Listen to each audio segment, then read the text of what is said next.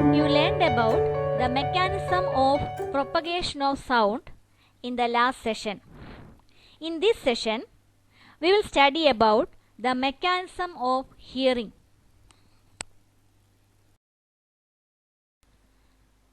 How do we hear sound? You know that ears are the organs which help us to hear. Ears convert the sound waves into electric signals that travel to the brain through the auditory nerve. Before explaining the mechanism of hearing, let us see the structure of ear. The parts of the ear can be divided into three: external ear, middle ear, and inner ear. External ear includes pinna or ear lobe, which is the outermost part which collects sound waves, auditory canal, and an eardrum. Eardrum is a very thin membrane. Middle ear consists of three ear ossicles. Ear ossicles are three small bones.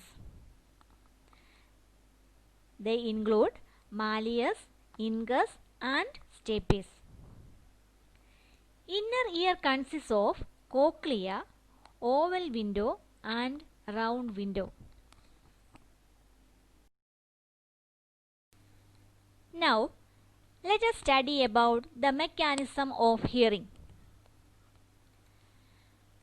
Pinna, which is the outermost part of the ear, collects sound waves from the surroundings.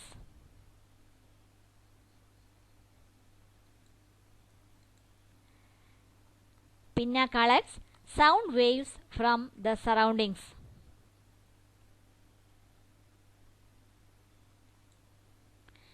The collected sound passes through the auditory canal, which is also known as ear canal.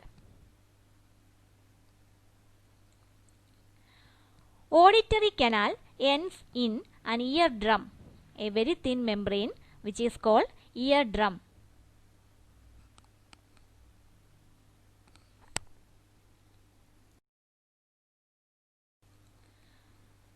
When the sound waves strike on the eardrum, it vibrates. According to the vibration of the sound waves, eardrum vibrates. The vibrations of the eardrum sets the three small bones or ear ossicles into vibration. And these ear ossicle, the first one is in contact with the eardrum, and the second ear ossicle is in contact with the first one, and the third one is in contact with the second one. So as they are connected, the vibrations of the eardrum sets the three small ear ossicles into vibration. And these vibrations reach the inner ear. The third ear ossicle is in touch with the cochlea.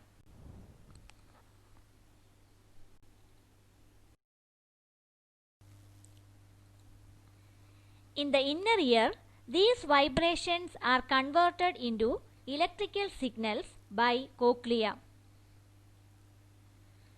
Vibrations in the fluid inside the cochlea cause tiny hair cells in the fluid to vibrate and generate nerve impulse. The nerve impulse or electrical signals are sent to the brain through the auditory nerve. The brain interprets them as sound. This is the mechanism of hearing. Ears help us to convert the sound waves into electrical signals, and brain interprets them as sound. Never put sharp or pointed hard things into ear. It can damage the eardrum. Damage to the eardrum may cause partial or complete deafness.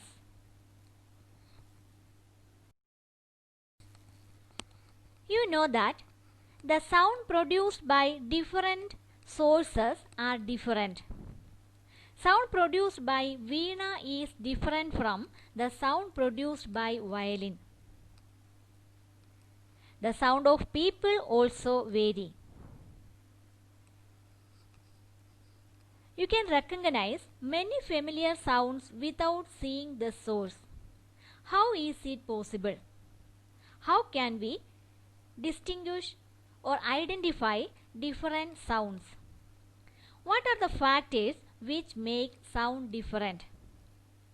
To understand that, let's study about the characteristics of sound waves. We can describe a sound wave by features like wavelength, frequency, amplitude, time period, and speed. Let's study about these features one by one. Before that, let's represent sound wave in graphic form. You know that sound is propagated as wave. Let's represent the sound wave. This is the graphical representation of sound wave. Sound is propagated through the medium as compressions and rarefactions. The graph represents how density and pressure change when a sound wave moves in the medium.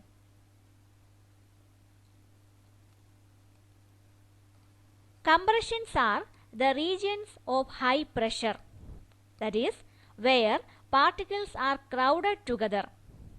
It is represented by the upper portion of the graph or curve.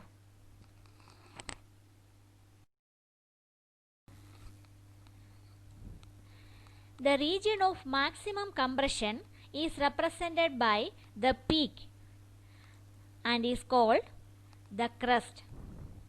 Crest or peak represents the region of maximum compression.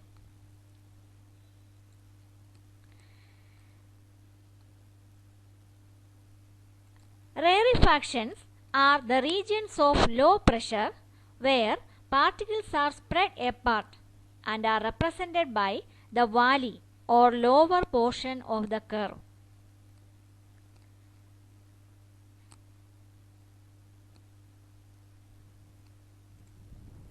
The region of maximum rarefaction is known as the trough of the wave.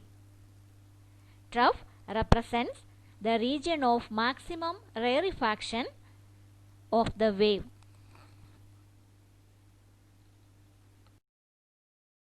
Now, let's study about the features of sound waves. The first feature is wavelength. The distance between two consecutive compressions between two crests or two consecutive rarefactions or between two troughs is called the wavelength.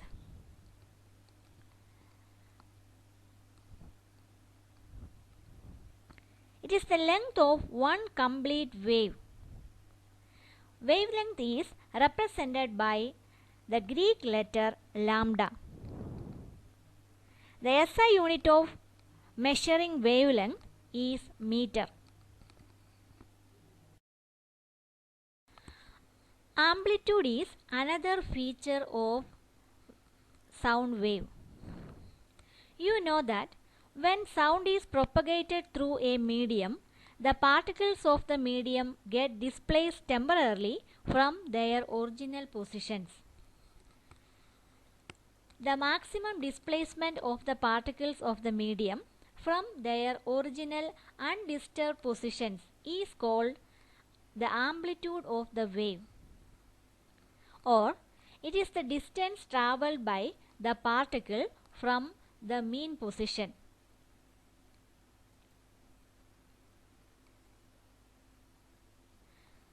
Amplitude of a wave is same as that of the amplitude of the vibrating body or the source, because the particles in the medium vibrate according to the vibrations produced by the source. Observe the amplitudes of wave A and B. You can see that the amplitude of wave B is more than that of A. The SI unit of amplitude is meter. Frequency. Frequency is another feature by which we can describe a sound wave.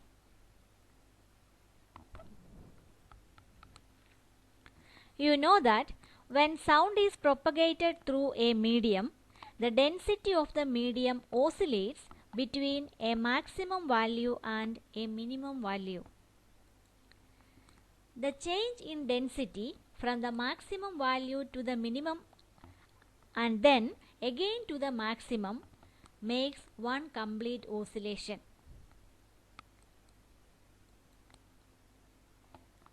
Or we can say that the number of oscillations or vibrations produced in 1 second is called the frequency of oscillation. Frequency is the number of waves produced in 1 second.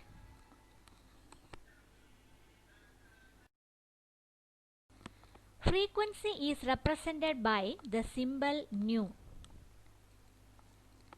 It is expressed in unit called hertz. If an object vibrates or oscillates 10 times in 1 second, the frequency of the wave will be 10 hertz. What does it mean if we say that the frequency of a wave is 20 hertz? If the frequency is said to be 20 hertz, it means that the object oscillates 20 times in 1 second. That is, 20 waves are produced in 1 second. Now, compare the graph of two waves A and B.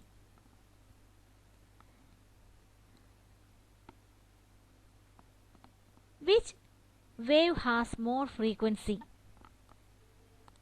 You can observe that wave A, the frequency is more than that of wave B.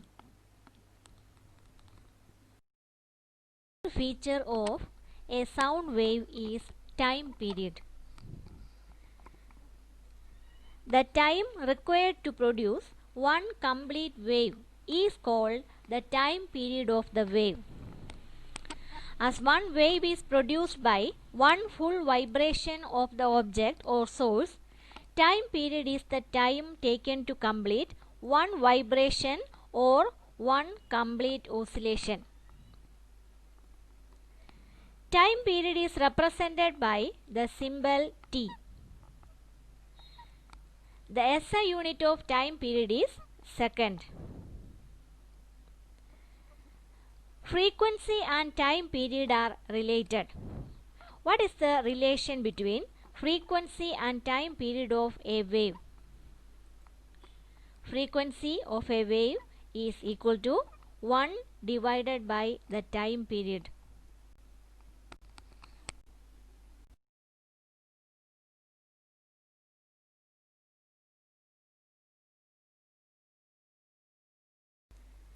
Speed or velocity. The distance travelled by a wave in 1 second is called the speed of the wave. It is represented by the letter V. The SI unit of velocity is meter per second. What is the relation between velocity, frequency and wavelength of a wave? The relation between these three can be expressed by the equation V is equal to f times lambda. V represents the velocity, f the frequency of the wave, and lambda is the wavelength. Velocity is equal to frequency times wavelength. Now let's summarize the points that we learned in this session. Ears are the organs which help us to hear. Ears convert the sound waves into electric signals that travel to the brain through the auditory nerve. We can describe a sound wave by 5 features: wavelength, frequency, amplitude, time period, and speed. The distance between two consecutive compressions or two consecutive rarefactions is called the wavelength.